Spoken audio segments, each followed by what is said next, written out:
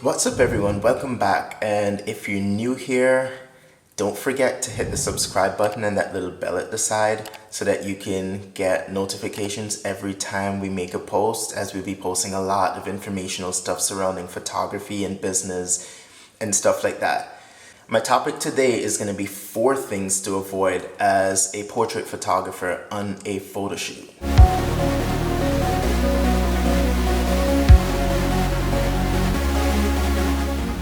Number 1, negative energy.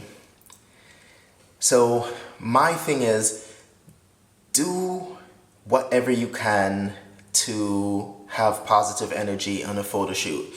If that means getting up early and meditating, just do whatever you can before that shoot to have positive energy. If something was going wrong in your day or something happened the day before, the night before, and you know you have an important session coming up, like, you want to be able to either get over it or reschedule, because negative energy will affect your photo shoot, believe it or not.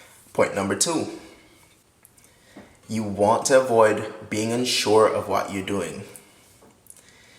And for a few different reasons. Number 1, it can bring confusion. And if you have confusion in the set, nobody knows what to do. Everybody's kind of doing their own thing. And then that can lead to your client or your subject not having confidence in you as a photographer. And that's not something you really want, because the shoot ends up going downhill. Remember, the success of a portrait session is going to be based on how much confidence that client or that subject has in you as a photographer. If they don't have that confidence, they're not going to emote, they're not going to just completely let themselves go and be a part of the process. So that's something that's very important for them to have confidence. So you don't want to be, at least you don't want to be too unsure of what you're doing. Point number 3, that is being unnecessarily distracted. That includes things like, going off on random phone calls, taking text messages, jumping on Instagram during a photo shoot, things like that. You definitely want to avoid these things because they just take away from the energy of your session. Also, you definitely want to be engaged with your subject. The more you are engaged with them is the more they can bring out their best selves, and you still learn something from people as you talk to people. You learn a little bit more about them. You learn what makes them tick and stuff like that. The minute you start falling out of sync, then, it just becomes, another time where you just pointed a camera at someone and asked them to do something. So you want to be careful about that. Another thing that distracts you is, let's say you're in a controlled environment and you have people on set that have no business being there.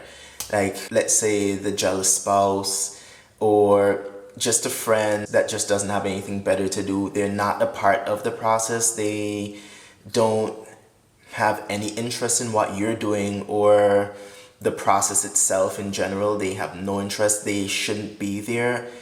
It takes away from the session and it robs, I guess, your subject from having the ability to really express themselves, because there's just always that person just lingering in the room. It's very distracting and something that could be avoided, should be avoided if it could be avoided. On to the last one, point number 4. That is reprimanding instead of using positive reinforcement. Now, this is a big deal. I know some photographers do this a lot and get really good results. They reprimand in an attempt to break someone down when they want something super emotional and moody and stuff like that. These photographers, that's a very rare thing. So these photographers can do that, thumbs up to them. For most people and most of us, people come to us because they want to feel good about themselves, and that's what we try to accomplish in our portrait sessions. We want to make people feel good, we want to make people feel great about the experience being there, and we want people to have really good things to say afterwards. When we keep just reprimanding someone, they feel like they can't do anything right, and then the energy just keeps going down and down and down. They start beating up on themselves, or they get really upset with you. That's not a good thing. Something you can do as positive reinforcement would be saying, hey, you know what, I really like this. Or you don't have to lie. You can say, okay, this is okay. I think that if we try this, it's going to be a lot better. And you keep building your client or your subject up that way, so that when you finally get what you want, it's going to be amazing. That person's going to have amazing energy, and they're going to actually walk away from there with something that they can associate with good energy. So whenever they look at the photos 10, 15, 20 years down the road, they can say, oh wow, you know, I had such a good time at this shoot. This is exactly how I felt in that moment. That's something that you definitely want out of a session. So that concludes the 4 things to avoid as a portrait photographer on a photo shoot. If you have any questions, feel free to leave them in the comment section. Hit the thumbs up if you liked this video, and share it if you feel like someone can benefit from it. Also, don't forget, hit that subscribe button and hit that little bell so that you can see whatever videos we post. Thanks for watching. Peace.